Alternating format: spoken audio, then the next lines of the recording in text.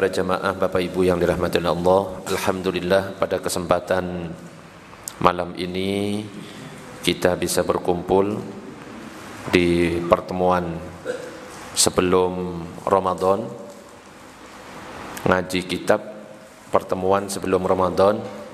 Tapi karena sekarang ini pertemuan terakhir sebelum masuk ke Ramadan, maka kajian kita pada malam ini dialihkan ke masalah fikih puasa, ya. Karena sebagaimana kita ketahui, puasa itu hukumnya apa? Wajib. Saya tanya, puasa itu termasuk rukun Islam yang keberapa? Ketiga. Oh, 4 apa 3? Rukun Islam yang pertama apa? Syahadat. Rukun Islam yang kedua apa? Salat. Yang ketiga? Yang keempat?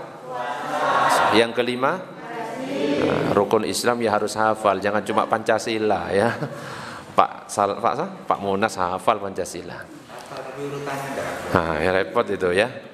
Jadi dalam Al-Quran yang biasa sering kita dengarkan kalau sudah masuk ke bulan Ramadan, disebutkan ya ayyuhalladzina amanu kutiba alaikumus siyamu kama kutiba alal ladzina min qablikum la'allakum tattaqun. Ya ayyuhalladzina amanu, hai orang-orang yang beriman, kutiba alaikumus siyam, diwajibkan atas kalian berpuasa, kama kutiba alal ladzina min qablikum, sebagaimana telah diwajibkan atas orang-orang sebelum kalian, la'allakum tattaqun, agar kalian bertakwa. Jadi sebelum kita, umat-umat terdahulu itu juga berpuasa. Contohnya puasanya Nabi Daud. Puasanya Nabi Daud itu sehari puasa, sehari buka. Sehari puasa, sehari buka. Ada lagi puasanya Nabi Adam. Puasanya Nabi Adam itu 3 hari dalam sebulan, yang biasa kita kenal dengan Ayyamul Bid. Tanggal berapa? 13, 14, 15. Begitu juga umat-umat yang terdahulu, puasanya Siti Maryam. Tahu Siti Maryam? Siti Maryam itu siapa? Hah? Warga Kafling Bohar. Nah, Siti Maryam ini ibunya Nabi Isa. Puasanya seperti apa? Puasa bicara. Nah, puasanya beda. Puasa bicara, jadi ketika ditanya anaknya siapa ini, sudah diperintahkan gak usah ngomong. Akhirnya yang bicara itu adalah Nabi Isa. Dan macam-macam umat-umat terdahulu itu cara puasanya macam-macam. Nah, begitu juga kita diwajibkan untuk berpuasa. Sebagaimana dalam kitab Tuhfatul Muhtaj itu disebutkan yajibu shaumu Ramadan ijma'an, wajib puasa Ramadan secara kesepakatan ulama. Ulama semuanya menyatakan bahwa hukum puasa itu wajib.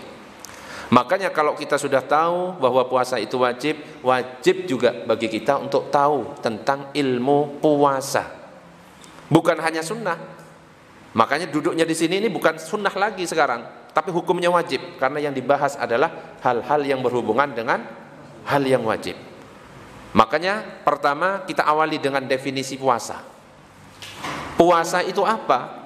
Jadi definisi puasa itu, diperhatikan baik-baik kalimatnya, menahan diri dari hal-hal yang membatalkan puasa, mulai dari terbit fajar sampai terbenam matahari. Jadi diawali dari terbit fajar sampai terbenam matahari. Pertanyaannya, kalau azan subuh sudah berkumandang, Allahu Akbar, boleh enggak minum? Hah?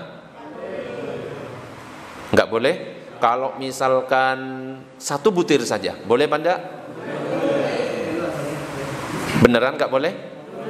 Kalau saya kasih sebuah hadis yang berbunyi seperti ini, idza sami'a ahadakumun nida, jika salah seorang di antara kalian mendengar azan, wal ina'u ala yadihi, dan sendoknya itu sudah di depan mata, di tangan, fala yada'u hatta yaqdi hajatahu minhu, janganlah dia meletakkan sendok tersebut, tapi tunaikan hajatnya hingga selesai.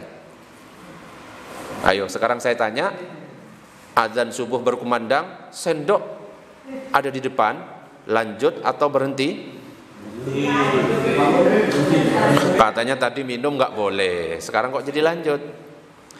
Saya tanya sekali lagi, puasa itu harus kembali ke definisi. Puasa itu dimulai kapan? Terbit fajar. Waktu subuh itu sudah mulai puasa. Baru maghrib buka. Pertanyaannya sekali lagi, azan berkumandang, saya minum, boleh atau tidak? Oh, sudah mulai bingung. Kalau masalah fikih, tidak boleh bingung, harus boleh, tidak, boleh, tidak. Jawab yang kompak sesuai dengan keyakinan masing-masing. Kalau misalkan azan sudah kumandang, belum sempat minum, haus, saya minum, boleh atau tidak? Boleh atau tidak? Bagaimana dengan hadis yang tadi saya sampaikan? Kalau misalkan sendok sudah ada di tangan, maka lanjutkan hajat kalian. Gimana itu? Nah, ini gunanya ngaji. Kalau nggak ngaji, hanya membaca di artikel-artikel atau mendengarkan dari YouTube, bisa-bisa ini dipraktekkan.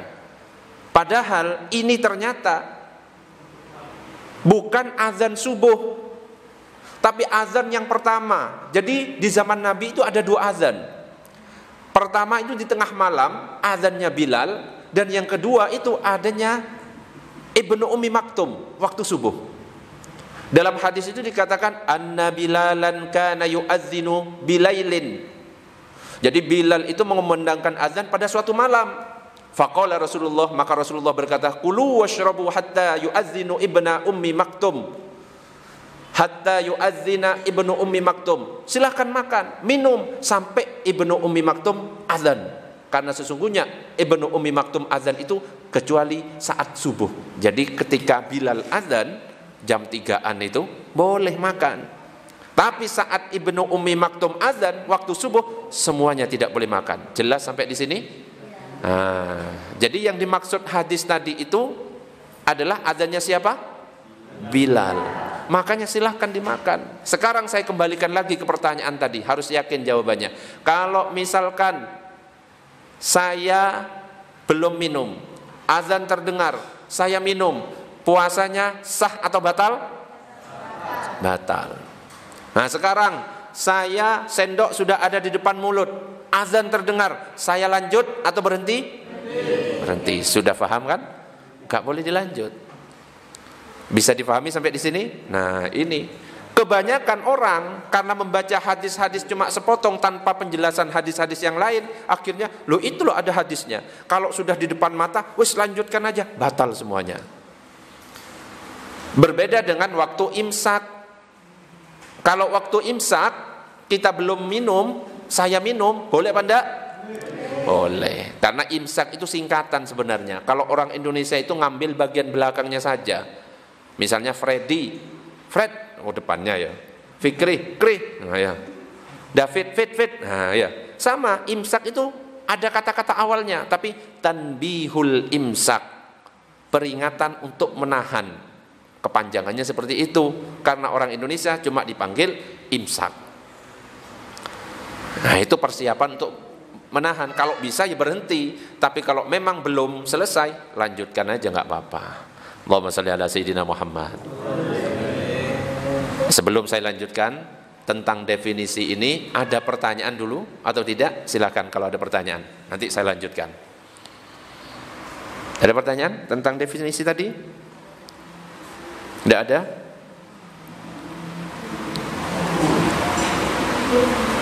Enggak ada? Berarti jelas semuanya?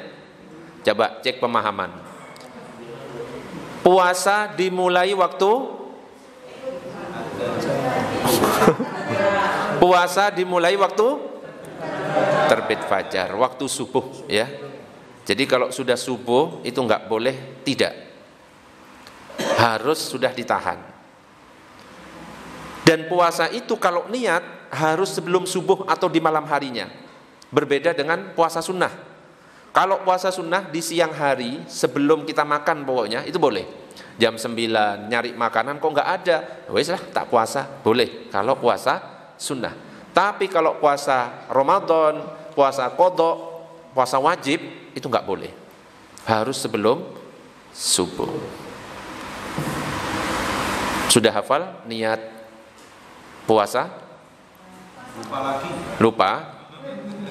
Coba bersama-sama. Nawaitul wudu'a. Kok wudu saya? Puasa kok wis lali. Bersama-sama 1 2 3.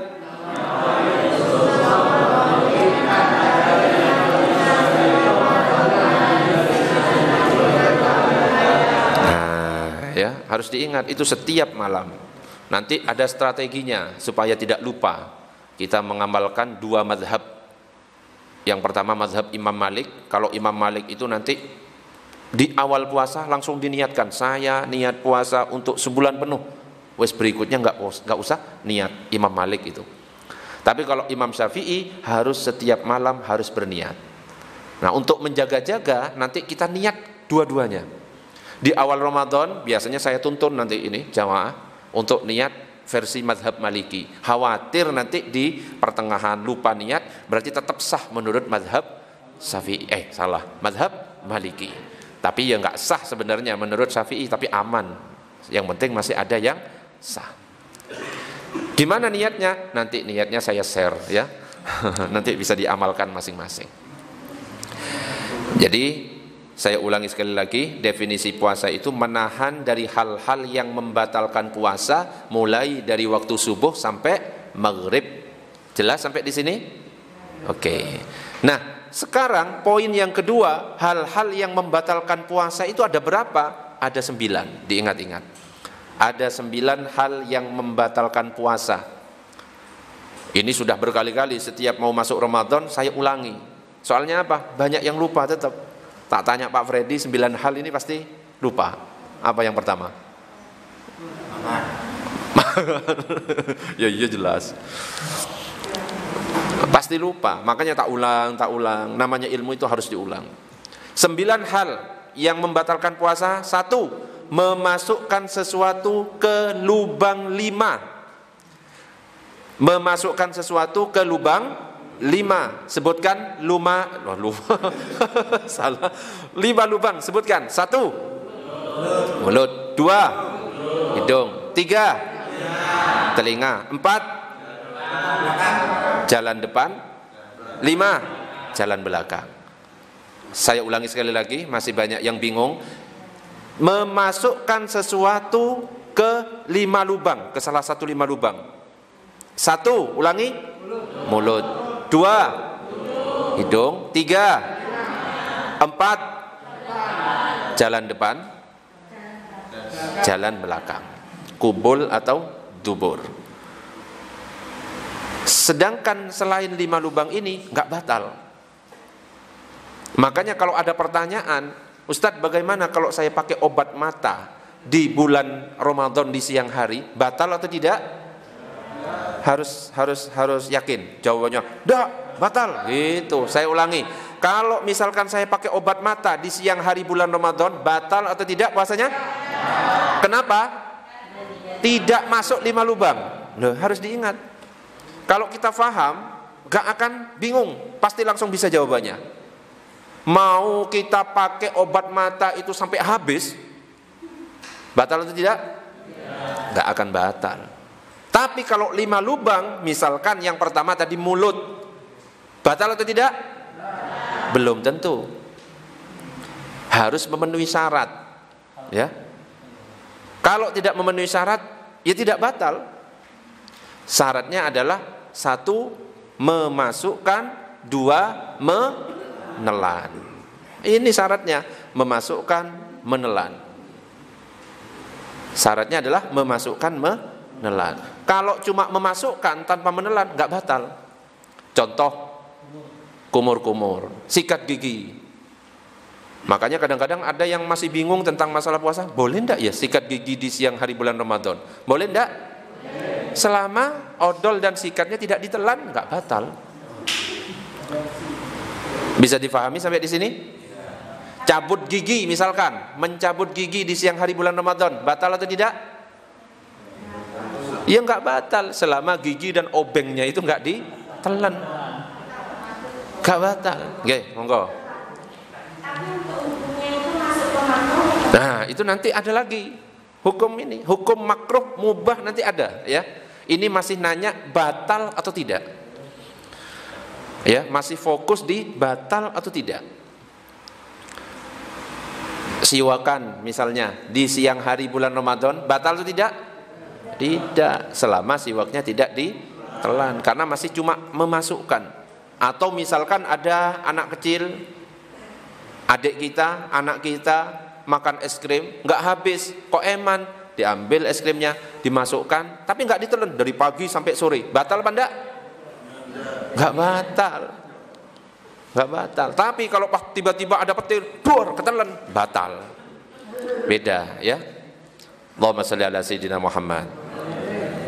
Nah, kalau ngomong masalah ditelan, akhirnya muncul pertanyaan, Ustadz, kalau ludah gimana? Ibu-ibu, kalau ludah, kira-kira menelan ludah batal atau tidak? Bu, menelan ludah batal atau tidak, Pak Widi? Belum tentu, Pak Widi. Ya, ada syaratnya juga. Ya, ludah ada kalanya batal, ada kalanya tidak batal. Ludah yang tidak membatalkan, satu, kalau ludahnya adalah ludah sendiri. Nek Pak Munas lagi jalan-jalan, di bawah ada ludah, diambil, nah beda Pak Munas, batal, ya, batal. Kalau ludah sendiri nggak batal. Dan ludah yang kedua, ludahnya itu masih di area mulut, tidak keluar, masih di area mulut. Makanya meskipun ada anak misalkan dikembungkan ludahnya sampai banyak terus ditelan, kenyang, batal atau tidak? Enggak, selama tidak keluar dari area mulut. Tapi kalau sudah keluar dari area mulut, tidur Jumatan ngiler sampai di sini, diseruput, cerut, batal atau tidak? Batal, karena keluar dari area mulut. Terus yang ketiga, ludah tidak bercampur es cendol, ya, batal gitu ya. Ludah kok campur es cendol, batal. Kalau di siang hari tiba-tiba nemu selilit. Selilit? Selilit sih? Selilit. Ya ya. Kalau misalkan ada selilit katanya, ada butir ya, ada sisa makanan nempel, kan belum keluar dari mulut, itu ludah apa makanan? Makanan itu harus dibuang. Kalau ditelan batal meskipun tidak mengenyangkan, ya, harus dibuang. Harus dibuang. Kalau ada sisa daging, sisa nasi dan lain sebagainya harus dibuang.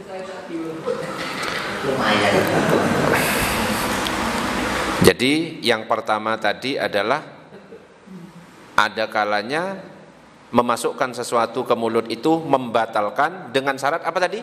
Memasukkan dan menelan, dua syaratnya. Yang ketiga, ada kalanya memasukkan ke mulut itu adalah makruh, hanya makruh. Makruh itu bukan batal. Kapan makruh itu? Jika memasukkan sesuatu ke dalam mulut tanpa kita telan, hanya untuk main-main, seperti contohnya yang es krim tadi. Gitu kan, dibuat mainan. Itu cuma makruh hukumnya, tapi tidak batal. Ada lagi hukum mubah. Contohnya apa? Memasukkan boleh-boleh saja. Contohnya adalah ibu-ibu yang mencicipi makanan. Jadi mencicipi makanan itu tidak batal selama tidak sampai ditelan. Karena alat perasa itu kan cuma di lidah. Jadi meskipun ada satu baskom, Bu, ya, dicicipin sampai habis, diludahi terus sampai habis satu baskom. Batal atau enggak? Enggak batal selama tidak ditelan. Ya, tapi diludahkan sampai habis, enggak batal. Tapi beda kalau misalkan satu tetes air masuk ke dalam mulut, ketelan, nah itu baru batal. Jadi ibu-ibu nggak usah bingung lagi. Kalau misalkan mencicipi makanan, batal atau tidak ibu-ibu? Nggak batal. Yang penting tidak sampai ditelan, harus dibuang, diludahkan. Ada kalanya lagi, hukumnya ketika bulan Ramadan memasukkan sesuatu ke mulut, hukumnya sunnah. Loh, malah sunnah. Apa kira-kira? Hah? Hukumnya kira-kira? Siwak itu nanti bisa makruh kalau mazhab Syafi'i. Tapi Imam Nawawi enggak. siwak atau sikat gigi di siang hari bulan Ramadan tidak makruh, Imam Nawawi. Tapi kalau pendapat mu'tamad dalam mazhab Syafi'i makruh. Apalagi kira-kira yang sunnah memasukkan di bulan Ramadan? Berkumur. Itu berkumur tetap sunnah. Nggak usah takut. Kadang-kadang ada, wes nggak usah kumur-kumur, iya kan? Karena khawatir batal. Enggak. Yang penting keluarkan, tidak boleh korupsi. Kalau kumur-kumur 3 harus keluarkan berapa? 3. Kumur-kumur 3 keluarnya 2. Itu namanya korupsi. Jadi harus dikeluarkan benar-benar 3. Ustadz, kok ada kayaknya ISIS dingin? Ya, nggak masalah. Yang penting dikeluarkan full,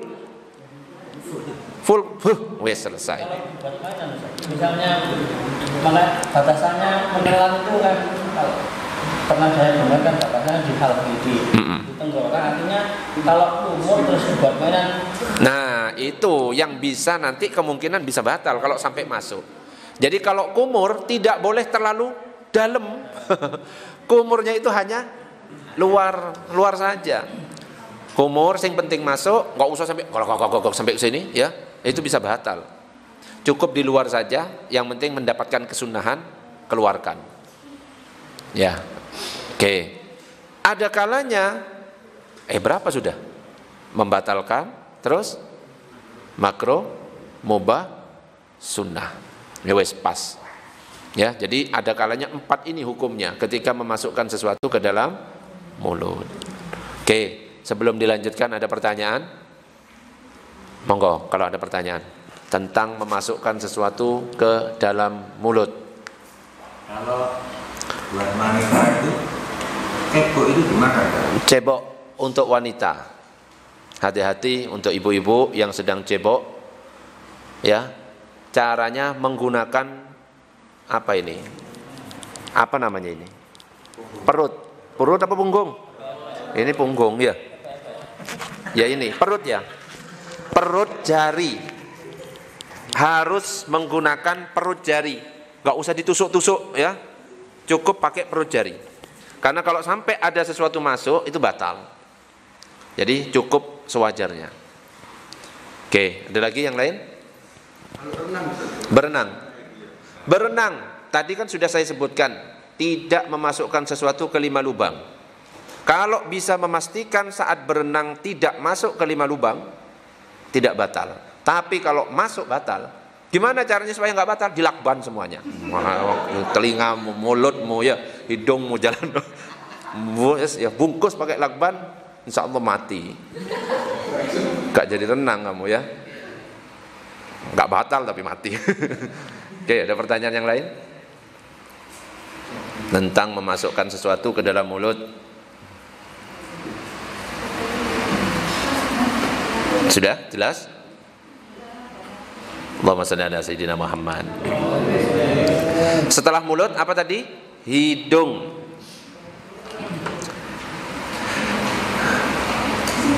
Pertanyaannya, kalau misalkan ngopil di siang hari bulan Ramadan, itu batal atau tidak?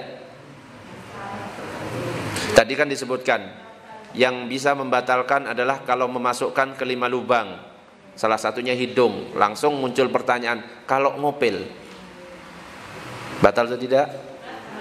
Ibu-ibu? Hah? Emangnya nggak pernah ngopil? Numpuk gini di sini? Ya.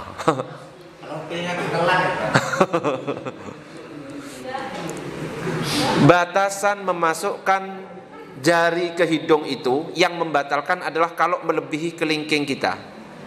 Kalau batasan yang dimasukkan hanya kelingking kita, sebatas kelingking, tidak lebih, maka tidak batal. Makanya ini kabar gembira untuk yang biasanya suka ngupil, bahwa mengupil itu tidak membatalkan puasa jika tidak melebihi dalamnya itu seukuran kelingking kita. Jelas? Tapi kalau lebih dari kelingking kita, misalkan saat ngupil itu pakai obeng, itu kan sudah melebihi. Ya, di samping infeksi batal juga. Jadi ukurannya cuma sekelingking. Kalau swab, kalau dalam mazhab Syafi'i swab itu membatalkan. Makanya ada solusi swabnya di malam hari. Meskipun ada dari pendapat dari MUI, ya, ad-daruratu tubihul mahdhura. Ya, kalau sudah darurat, ya tidak masalah gitu. Ya, ibarat kita misalnya nggak nemu makanan, yang ada cuma babi, milih mati atau makan babi? Mati. Ya, oh, bunuh diri namanya. Ya sekalian nyicipi lah, nyoba. Nyoba. Milih makan babi atau mati? Ya apa kok milih makan babi? Hah? Ya iya, bukan pas makan babi pas sak puase, ndak. Sing penting bisa bertahan hidup. Sak puase nambah lagi. Kok enak nambah lagi. Bukan ya. Nah, solusinya untuk keluar dari khilaf ulama itu, nah, kalau mau swabnya di malam hari wis aman. Karena kalau swab itu melebihi kelingking kita. Kalau dalam mazhab Syafi'i wis positif batal. Mazhab Syafi'i itu. Meskipun kalau dipaksa ada pendapat yang lain yang membolehkan karena dalam keadaan darurat dan kondisi seperti ini sekarang ini.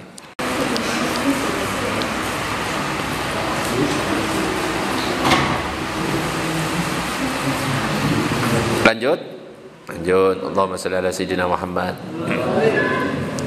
Dan ini juga sama aturannya dengan lubang telinga. Ya, kalau kita membersihkan telinga itu batasannya juga sama, kelingking kita. Kalau melebihi kelingking kita, maka batal puasa kita.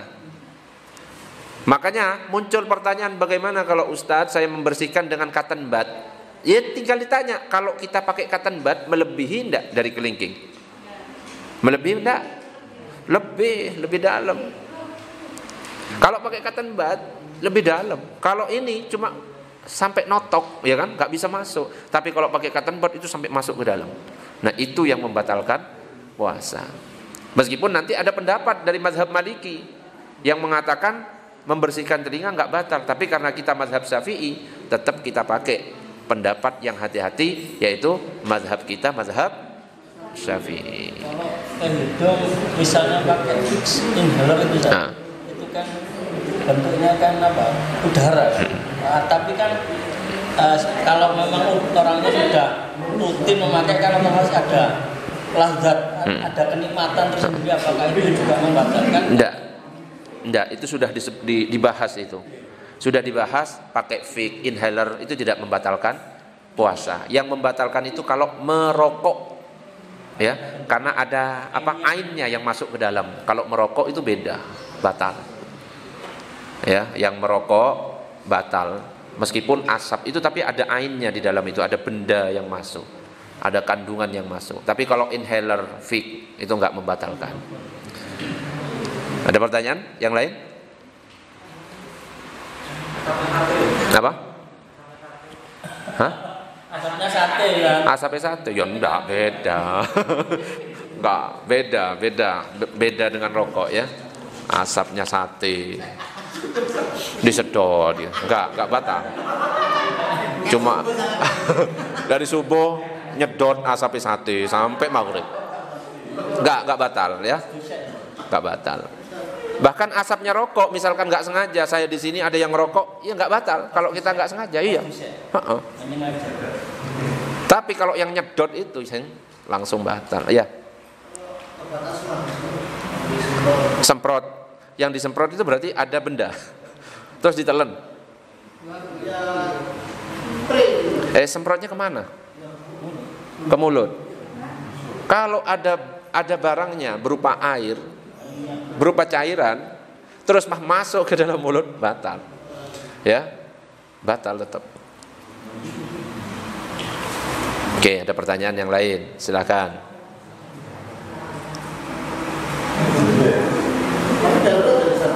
Enggak. Kalau orang sakit darurat minum pil, ya batal tetap. Ya, tetap dikodok nanti ya. Kalau suntik batal apa enggak? Nanti ada pembagiannya. Ya. Kondisional, tergantung kondisi suntik itu.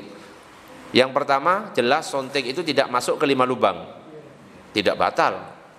Tapi dilihat juga kandungannya, ulama membahas itu. Kalau kandungannya obat, enggak batal. Tapi kalau kandungannya adalah makanan yang mengenyangkan, nah itu ada ulama yang kayak infus. Nah itu ada ulama yang mengatakan batal. Ada pertanyaan yang lain? Lanjut? Lanjut.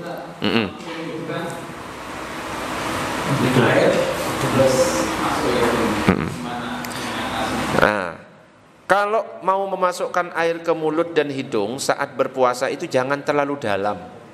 Cukup di luar sini aja ya. Jari kita aja yang dimasukkan, jangan sampai disedot ya, karena bisa batal kalau sampai masuk ke sini. Ya, jadi sewajarnya saja, hanya mendapatkan kesunahan saja. Baru itu kita lakukan kalau tidak dalam keadaan berpuasa. Sama kayak kumur-kumur, nggak usah sampai masuk ke dalam sini kan, ada kan? Nggak usah, ujung saja, langsung dibuang. Begitu juga ketika memasukkan air ke hidung, wis tangan kita aja dimasukkan, ya, nggak usah sampai diginikan, bisa-bisa kemasuk gini batal. Ada lagi pertanyaan?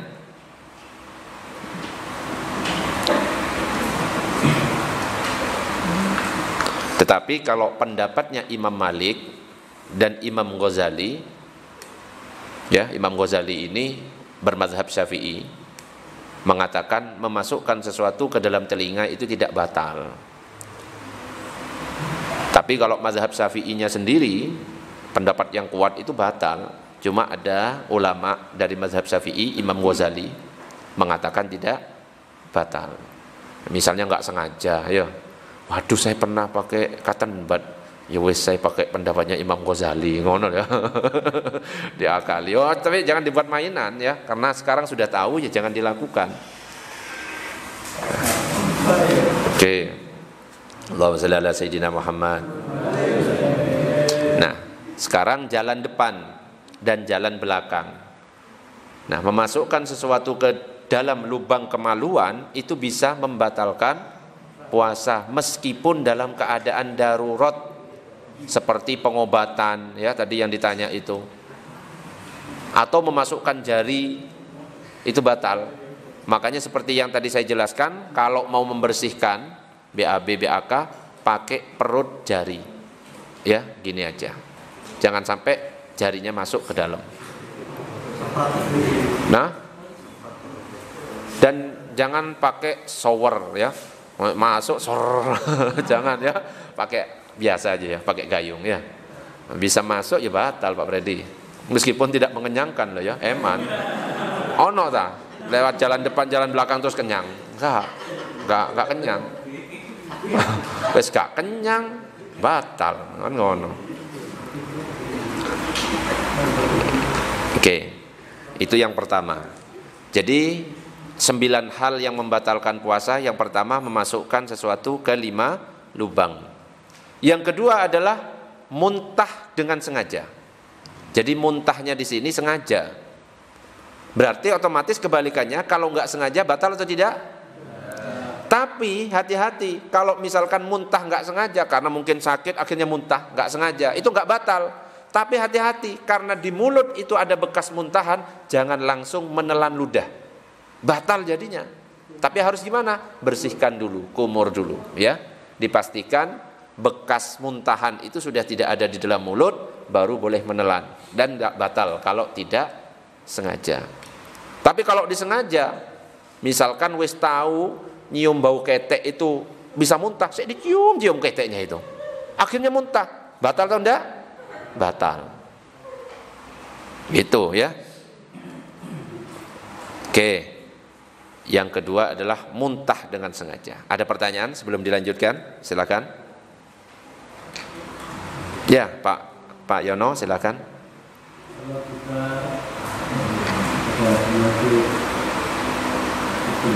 kita ambeien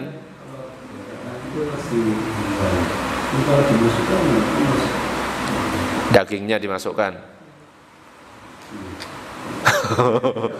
Kalau dagingnya tok kan memang aslinya di dalam Pak Yono ya.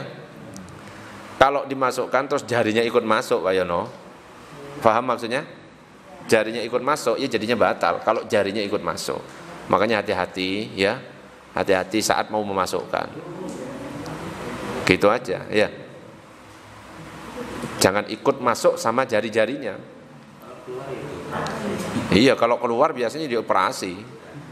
Ya. Hati-hati saja kalau saat memasukkan. Kalau cuma dagingnya itu karena posisinya memang di dalam aslinya. Tapi hati-hati ke jari kita ini. Ketika pas jari ikut masuk saat dorong, kan jelas masuk kan? Saat dorong batal jadinya. Oke, ada pertanyaan yang lain? Silakan. Ya. Mimisan. Mimisan batal puasa apa enggak? Ya enggak. Enggak apa-apa, dibersihkan saja mimisannya. Apa lagi? Pemeriksaan laboratorium. Ketika yang wanita itu kan ada pasmir. Apa? Pasmir. Apa itu? Pasmir itu antar sadik. Ya apa itu caranya? Pembuka gini terus diambil sampel. Apanya yang dibuka? Ya itunya depannya. Jalan depan. Terus diambil, berarti dimasukkan ke dalam. Ya. Batal. Diambil sampel, diambil Iya. kuas itu, terus Iya, jadinya batal. Batal tetap. Mau pengobatan, mau pemeriksaan batal, tetap harus dikodok nanti. Itu yang kedua, muntah dengan sengaja. Yang ketiga adalah bersenggama. Dan yang dimaksud dengan bersenggama itu, jika seorang suami telah memasukkan semua bagian kepala kemaluannya ke lubang kemaluan istri, helmnya wis gak kelihatan. Itu. kalau helmnya nggak kelihatan, kalau kelihatan. Hah? Cuma diciumkan tok. Kalau ditempelkan ya enggak, sampai helmnya enggak kelihatan batasannya. Ya dosa. Kalau bisa sampai keluar mani batal juga. Ya. Jadi batasan memasukkan bersenggama itu sampai helmnya Pak Munas enggak kelihatan.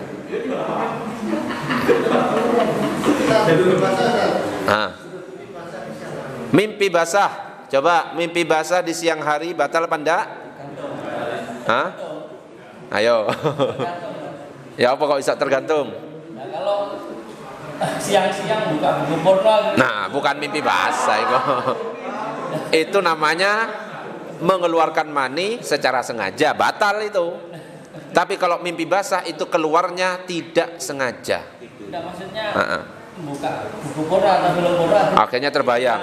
Nah, ketiduran terus akhirnya. Oh ya beda, bisa batal kalau kayak gitu ya. Jadi kalau mimpi basah karena kecapean, akhirnya keluar dengan sendirinya, sudah nggak batal, tinggal mandi wajib aja. Ya, mimpi basah normal gitu ya, tidak disengaja. Dalam hal ini, baik hubungan halal, zina, itu tetap batal semuanya.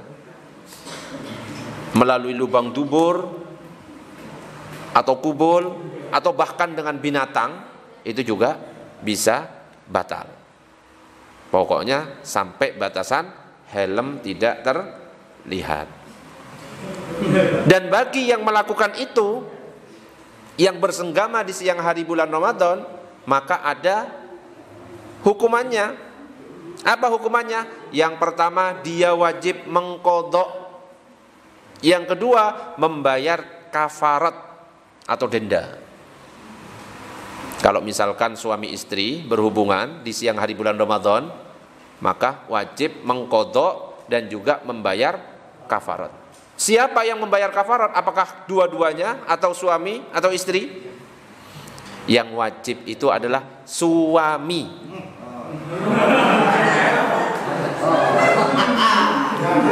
Ya. Apa kafaratnya itu? Kafaratnya adalah satu, memerdekakan budak. Kalau tidak ada budak, yang kedua. Urut ini gak boleh seenaknya, saya ngambil yang ketiga, gak bisa. Kalau memang nomor satu ini gak bisa dipenuhi, gak mampu, baru ke urutan kedua. Yang pertama, memerdekakan budak. Karena sekarang gak ada perbudakan, geser ke urutan kedua. Pembantu enggak? Boleh dah memerdekakan pembantu. Ngawur.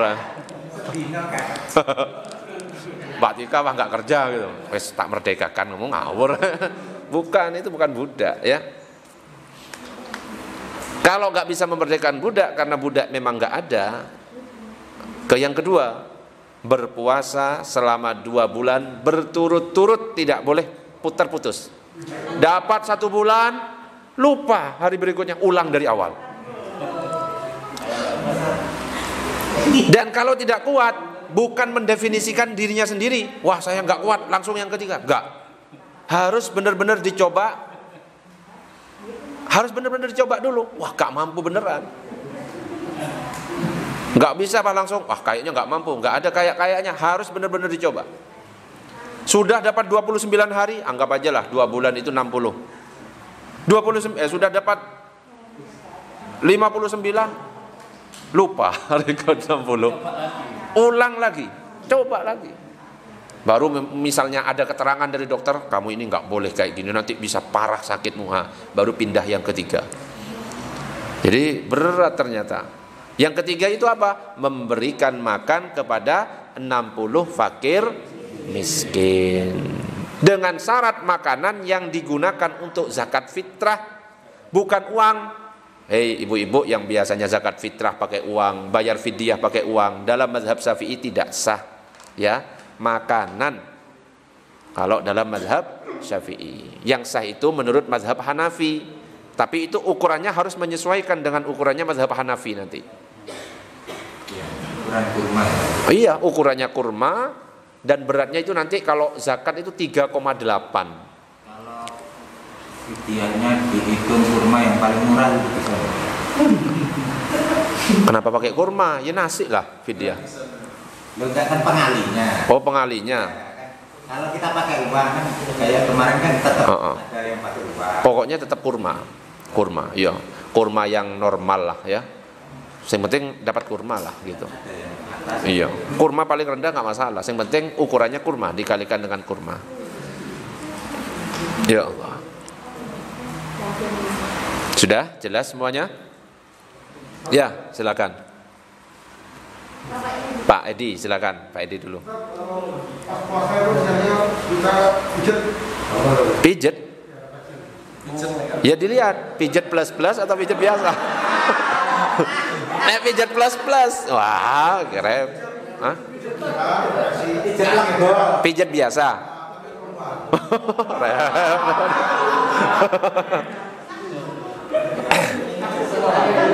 Satu, pijet refleksi biasa tapi perempuan ya.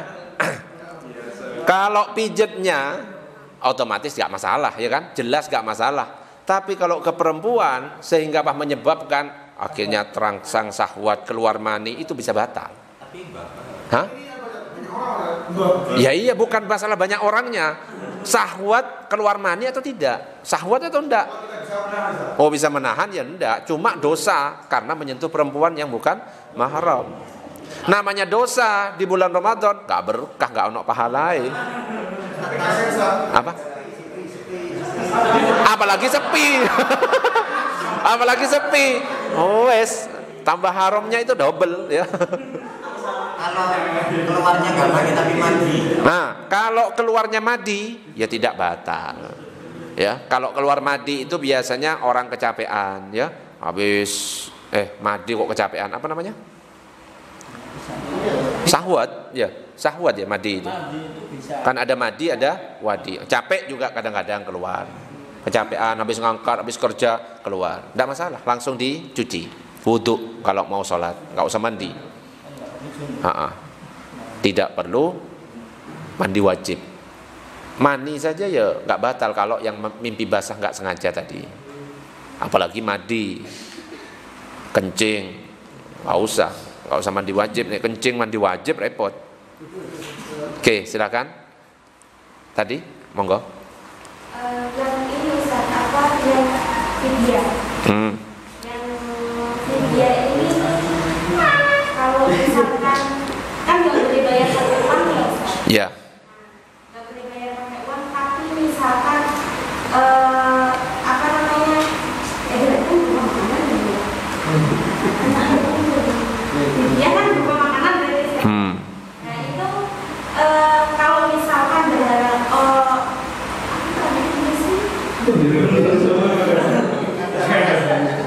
Nyanyi dulu.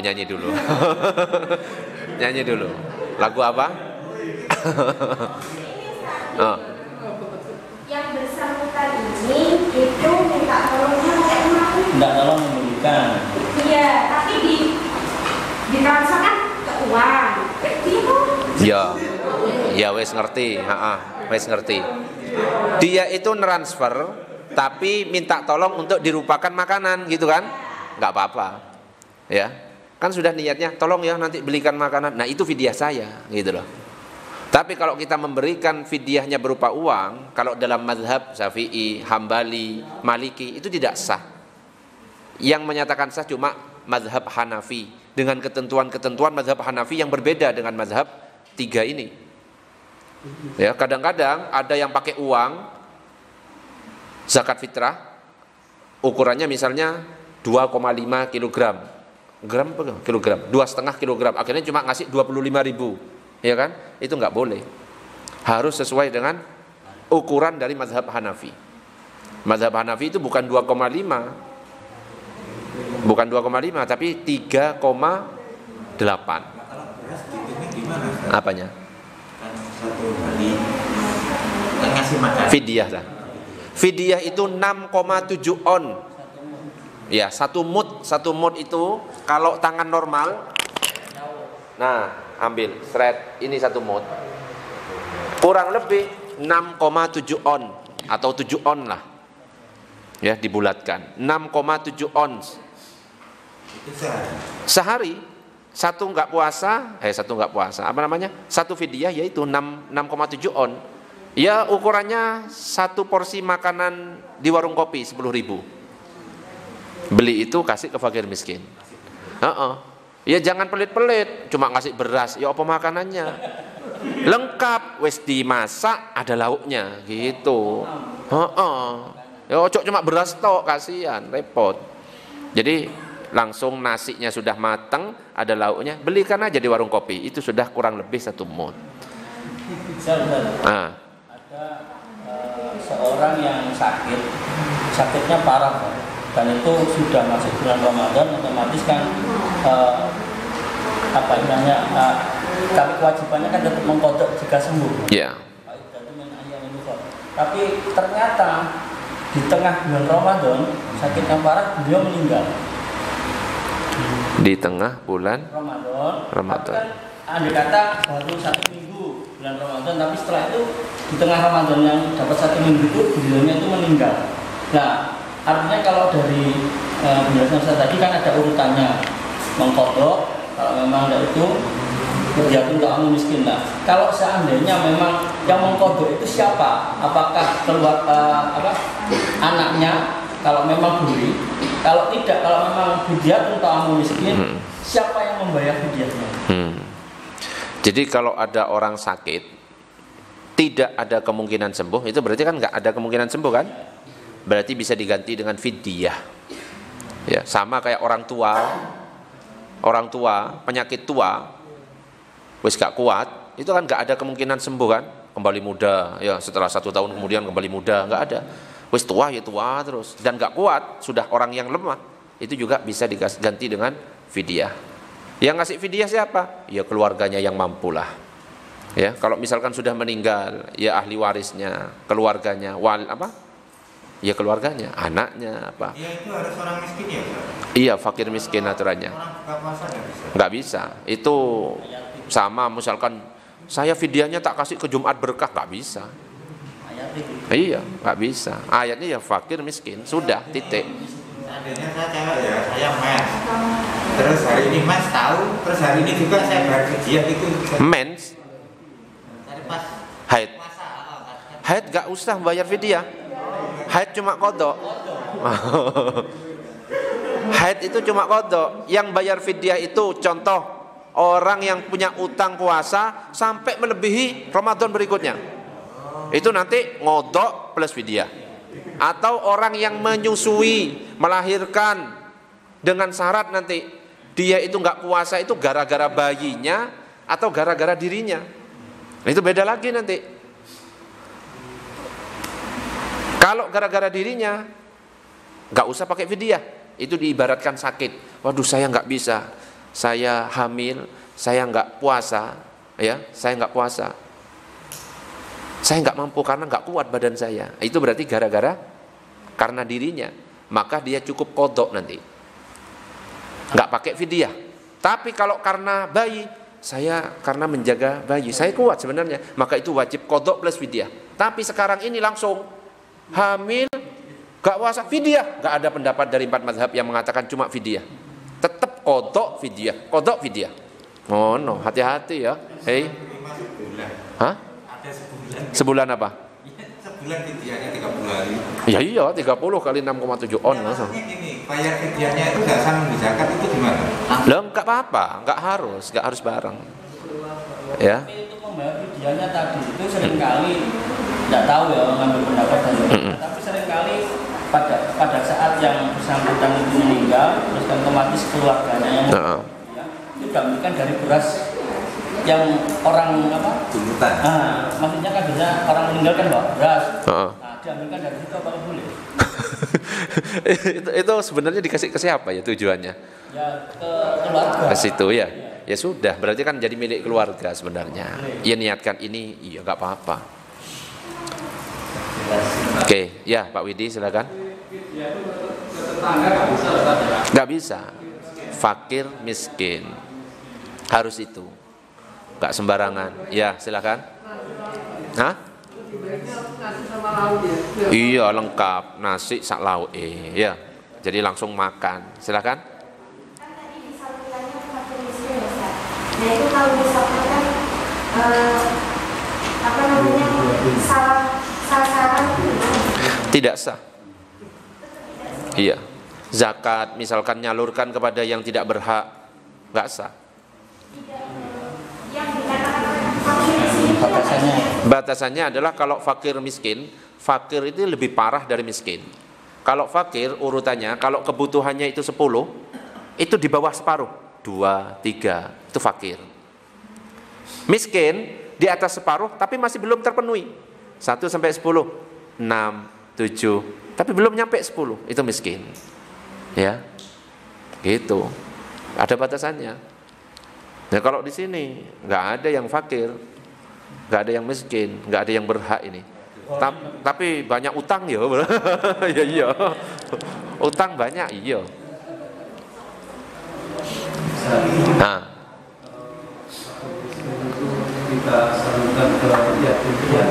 yatim piatu belum tentu fakir miskin. Jadi yatim piatu itu bisa mendapatkan misalkan zakat bukan karena keyatimannya, tapi kalau dia itu termasuk dari 8 golongan.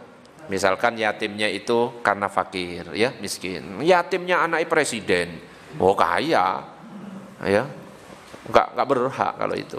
Berarti asnafus samaniyah itu urutannya memang seperti itu. Iya. Yang didahulukan fakir. Fakir, miskin. Bahkan nanti pembahasannya fisabilillah. Ya, itu nanti panjang lagi itu kalau dalam kitab tafsir Jalalain juga dalam kitab-kitab fikih Fathul Mu'in dan lain sebagainya. Fisabilillah itu bukan takmir, ustadz, bukan, nggak termasuk itu. Kiai, nggak termasuk itu.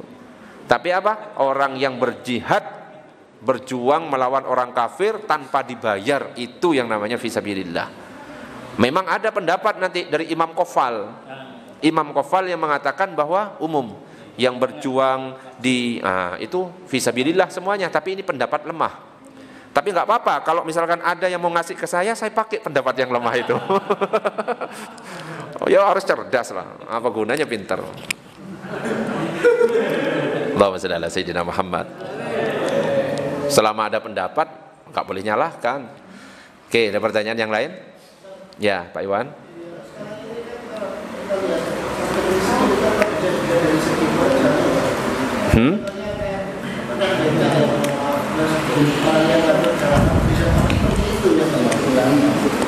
Iya juga belum tentu itu ya. Tapi umumnya ya, kalau secara umum yang jaga jalan, ngatur jalan yang dikasih, ya biasanya kan orang yang nggak mampu lah orang ya, yang model kayak gitu. Kita itu nggak bisa sedetail mungkin. Ini apa benar ini antara 3, 2 nggak bisa. Makanya lebih amannya ya yang punya data, kayak Lazisnu, ya kasih aja ke lazisnu. Kita nggak perlu mikir. Serahkan lazisnu nanti yang menyalurkan. Lazisnu itu kan sudah amil syar'i. Kita nyerahkan ke lazisnunya, sudah tertunai kita itu. Kenapa? Karena kita sudah nyerahkan ke amil. Amil nyerahkan ke yang lain masih. Kalau darah fardi itu kan nggak ada orang miskin, Pak. Ada nanti baris itu. Iya, sebelum Idul Fitri malah baris sudah siap. Baris malah langsung ngasih itu pas sebelum sholat semuanya.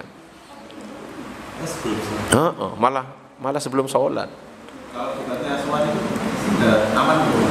Biasanya kan dititipkan karena memang nggak punya. Ya itu takutnya kalau pengelolaannya benar jujur ya nggak masalah. Tapi takutnya nggak jujur akhirnya dipakai oleh si pengelola, jadinya nggak tersampaikan kepada yang berhak itu. Khawatirnya.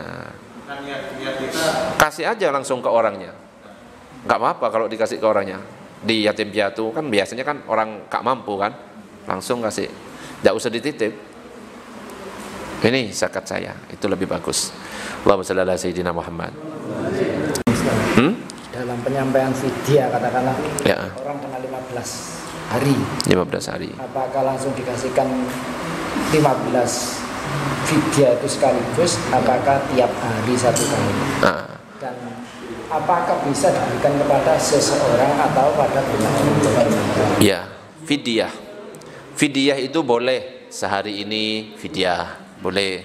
Atau langsung 15 nanti langsung dikumpulkan 15 dikalikan 6,7 on. Ya, boleh. Terus dikasihkan ke satu fakir miskin. Boleh apa enggak? Selama fakir miskin. Boleh. Tapi alangkah baiknya tetap ya disebar ke yang lain. Ojo satu tok sing kaya cuma itu, nanti fakir miskin ini masih ada, dibagi. Ya, jadi boleh hari ini malamnya tak fidyah untuk hari ini. Enggak apa-apa. Untuk orang tua hari ini, besok fidyah lagi besoknya. Enggak apa-apa, dicicil. Atau langsung nanti diakumulasi di belakang, enggak apa-apa. Kalau bisa nanti penyebarannya sebenarnya boleh ke satu orang fakir miskin, cuma lebih baik kita sebar itu biar lebih merata. Ada lagi pertanyaan yang lain? Ya.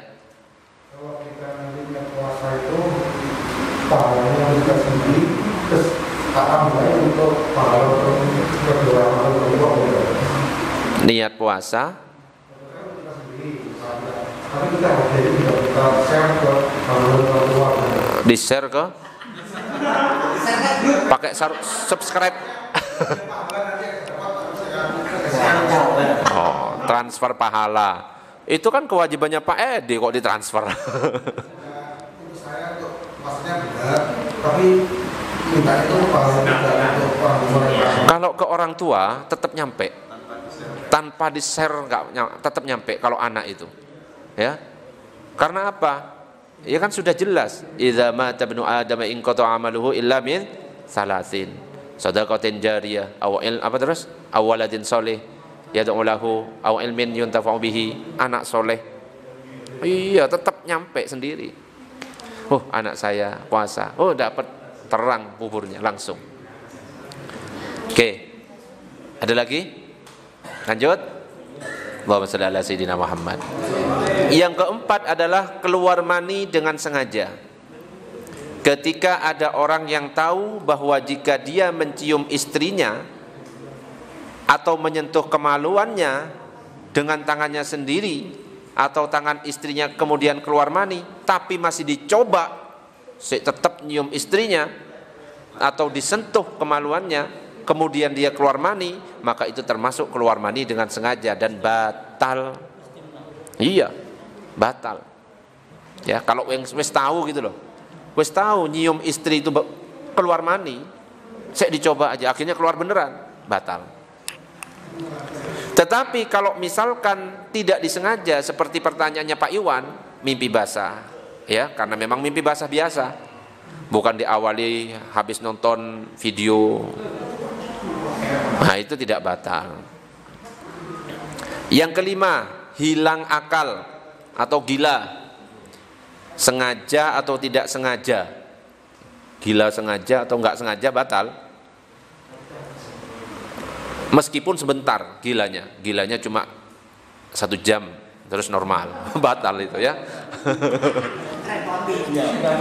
Atau pura-pura gila, ya enggak, tetap wajib ya.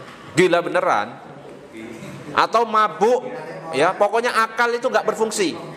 Contoh lagi, mabuk atau pingsan. Mabuk atau pingsan. Jika disengaja, maka membatalkan puasa meskipun sebentar.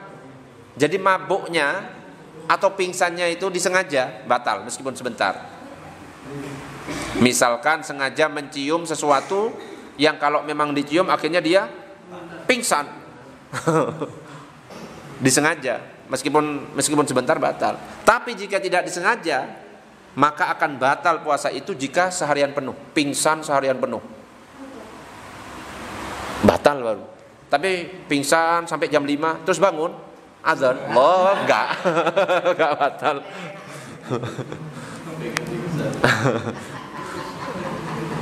Ya. Allahumma shalli ala sayyidina Muhammad. Tidur itu enggak membatalkan puasa meskipun sehari penuh. 24 jam tidur enggak bangun-bangun misalnya. Puasa enggak batal.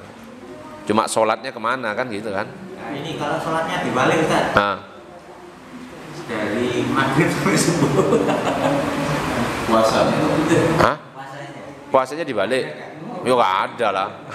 Aturannya kan dari subuh sampai maghrib. Maghrib puasa. Yang keenam, haid. Untuk ibu-ibu diperhatikan, haid meskipun maghrib itu kurang 2 menit terus keluar darah haid, batal. Nggak usah pura-pura nggak tahu ya. Azan kurang 2 menit keluar darah, pura-pura nggak tahu, tetap batal. Tapi pahalanya nggak usah khawatir, tetap dapat pahala penuh.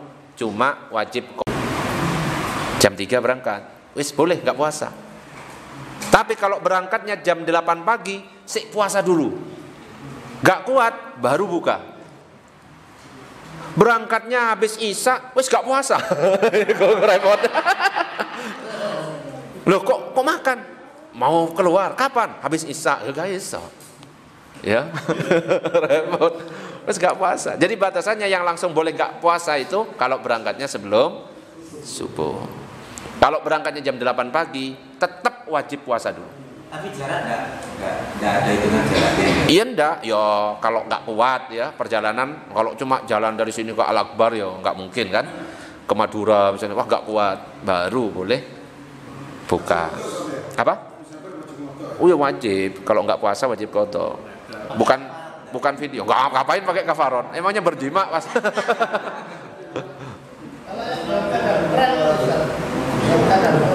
Puasa dalam keadaan perang? Ya tetap puasanya sama. Hah? Perang Badar itu malah terjadi di bulan Ramadan. Puasa ya tetap aturannya maghrib, subuh maghrib. Ada lagi pertanyaan, Ibu ya? Al-musafiru safara qasrin, bahasanya di Sabina itu Qasar. Ya, artinya musafir yang jarak bisa mengqasar sholat. Bukan. Itu apa? Musafir yang diperbolehkan meninggalkan puasa itu musafir yang bepergiannya itu batasannya yang berhak mengqasar. Artinya kalau misalnya di mazhab Hanafi Maliki ada kan yang dipakai orang Muhammadiyah itu sekarang di majelis takjid itu 20 km. Kalau orang-orang Syafi'iyah kan 83 km. Nah, apakah kalau di kitab ini Sabina ini batasannya di situ? Apakah itu kita ikuti atau kita yang syarat tadi yang penting berangkatnya itu? Enggak, kita harus tetap mazhab Syafi'i. Ya. Kalau mazhab Syafi'i itu tetap 81 kilo. Ya. Yang kita boleh mengqasar salat. Dan boleh kita tidak berpuasa itu langsung tidak puasa, syaratnya itu ada tambahan itu, ya di kitab yang lebih atas lagi. Ini kan dasar Safina, di atasnya itu ada Sulamut Taufik, ada Fadul Qorib. Nah di atasnya lagi ada syaratnya yang bisa langsung tidak puasa itu adalah kalau berangkatnya itu sebelum subuh. Tapi tetap tidak boleh puasanya itu, boleh tidak puasanya itu kalau dia melakukan perjalanan. Namanya musafir kalau dalam mazhab Syafi'i 81 km. Jadi ya. berangkatnya dulu dilihat. Berangkatnya jam berapa? Baru lihat jarak. Lihat jaraknya. Kalau Allah Akbar ya enggak termasuk ya. Misal sebelum subuh kita terbang misalkan ke Kutub Bali ya. Kemana? Tugas kerja saya sebulan. Pasti sama. Jadi dia musafir sebulan bisa puasa, pulang untuk boleh. Musafir ya apa? Nanti kan sebelum subuh kita berangkat. Heeh. Kita flight ya misalkan ya kita ke Bali misalkan. Terus di Bali terus. Itu bisa sebulan. Di Bali. Dikatakan musafir itu kalau sudah 4 hari sudah beda, mukim sudah berubah. Mau nipu lah, gak bisa. Jadi kalau sudah 4 hari wis mukim namanya, ya. Batasnya itu 4 hari. Ya iya, 4 hari pindah, musafir lagi. Ya, dari Bali sudah 3 hari pindah ke Aceh. Wis musafir terus, gak puasa kau. Kodok tapi banyak. Gitu. Oke, ada pertanyaan yang lain?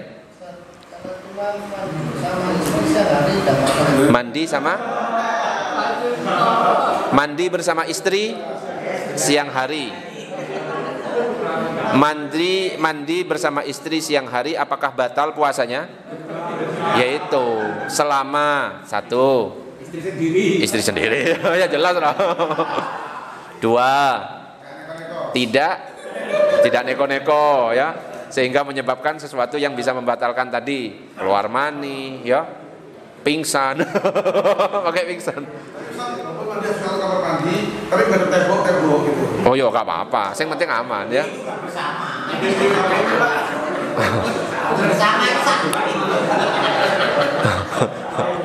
Oke, silakan. Ya. Gak kedengaran? Gimana? Kalau lagi transfusi darah itu juga makan ya, kayak donor darah atau cek lab dan lain-lain. Transfusi darah itu hukumnya makruh. Iya, kalau sampai bisa membuat kita lemah. Ya, nanti dicek itu, ada pembahasannya itu. Jadi kalau transfusi darah tidak membatalkan, tapi makruh hukumnya.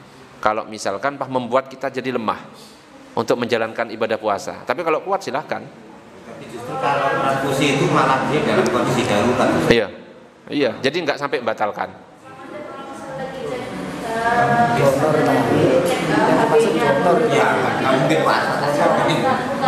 Cek darah. Iya, nggak masalah. Cek darah itu nggak membatalkan puasa. Nggak membatalkan puasa. Kalau transfusi darah itu makruh hukumnya. Kalau sampai membuat kita lemah. Saya mau tanya, darah itu suci apa najis? Darah suci apa najis? Kalau misalkan darah yang diambil saat transfusi darah kan ada di dalam kantong, itu suci apa najis? Jadi harus tahu darah yang suci itu kalau ada di dalam tubuh itu suci. Tapi kalau sudah keluar dari dalam tubuh seperti darah transfusi yang diambil itu najis itu ketika posisi di luar. Tapi ketika dimasukkan lagi itu berubah jadi suci lagi. Gitu.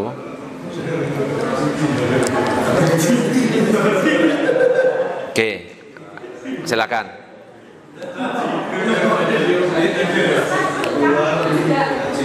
Apa? Bekam makruh hukumnya. Kenapa? Membuat badan kita lemah. Kalau pas sampai gara-gara darah diambil terus lemah, lemas atau apa, akhirnya nggak kuat untuk berpuasa, itu jadinya makruh. Ya. Karena tidak masuk ke 9 hal yang membatalkan tadi. Kecuali saya sebutkan bekam, baru batal ya. Cek darah, transfusi darah nggak disebutkan di situ. Oke, ada pertanyaan yang lain?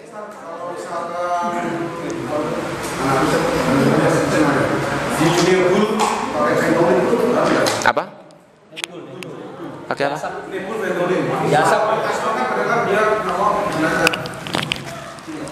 Diasap. Diasap. Dia kalau misalkan dibersihkan terus dia kayak novis loh, senapos terus dipakai kayak kebul, dikasih memori terus diisap. Nah itu cairan. Nah itu cairan yang nanti akan membuat batal itu.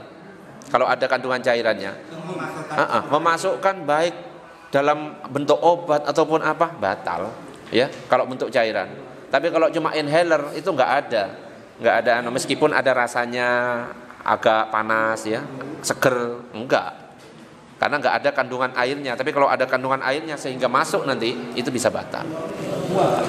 Ya, uap itu air ya. Berubah jadi air itu nanti. Ya sudah, namanya orang sakit ya nanti dikotok, gitu aja. Ya sama kayak kita misalnya sakit terus minum obat, ini kan sakit, darurat, ya enggak, tetap batal. Wallahu a'lam bishawab. Ada pertanyaan yang lain? Enggak ada ya? Wis jam 9. Ada pertanyaan? Pertanyaan di luar tema. Apa? Silakan. Ada ajaran Islam itu kalau kita memakai rumah bayu misalkan ya, itu ada hubungan surat baru ini harusnya sama nggak ada, itu perimbon. Kamu cocoknya kerja di air, nggak ada kayak gitu. Wes kalau mau nempati ya hari apa, semua hari itu baik ya. Memang hari yang paling mulia kan Kamis, hari Jumat ya, tapi mau pindah hari Senin ya, hari Selasa, nggak masalah ya. Ini nanti akan sial, nggak ada kayak gitu, nggak usah percaya kayak gitu Pak Edi. Di luar tema pemirsa. Iya silakan. Ini kan kajiannya tentang fikih 4 mazhab. Artinya batasan tentang itu mazhab itu sampai gimana? Apa? Batasan untuk nyampur mazhab. Misalnya kita sahnya sholat pakai Syafi'i, nanti batalnya sholat pakai Hanafi dan sebagainya. Ataukah kita kadang-kala kan nyari enaknya, nah itu batasannya sama gimana? Jadi dalam istilah fikih ada istilah talfik. Talfik itu mencampur adukkan mazhab, diambil yang ringan-ringan. Contoh kita berwudu dengan cara mazhab Syafi'i. Mazhab Syafi'i itu wudunya gampang, mengusap sebagian dari kepala sudah sah. Sebenarnya setiap mazhab itu punya keringanan, punya berat ya. Sama kayak dalam mazhab Syafi'i, cara wudunya ringan tapi batal wudunya berat. Nyentuh istri batal, sengaja nggak sengaja batal ya, sahwat nggak sahwat batal, tapi wudunya ringan. Mazhab Maliki cara wudunya berat, harus digosok, harus kepala semuanya, tapi batal wudunya ringan. Nyentuh kalau nggak sahwat nggak batal. Nah ini yang nggak boleh kita campur adukkan. Kalau dicampur adukkan ini namanya talfik. Jadi harus satu qodiyah itu satu paket. Kalau kita wudunya mazhab Syafi'i, batalnya otomatis dengan mazhab Syafi'i. Sholatnya otomatis, karena ini menjadi syarat sah, sholatnya dengan mazhab Syafi'i. Jadi nggak sembarangan. Makanya ketika kita di Mekah saat tawaf akhirnya bersentuhan, ya kita pakai mazhab Maliki. Mazhab Maliki itu gimana? Kalau bersentuhan nggak sengaja nggak batal. Wudhu cara mazhab Maliki, bersentuhan nggak batal. Cara sholat ya hampir sama dengan mazhab Syafi'i. Konsistensinya di sana ya? Hah? Konsistensi menggunakan mazhab Malikinya pada saat di Mekah. Iya saat di sana. Kalau di sini balik, balik lagi.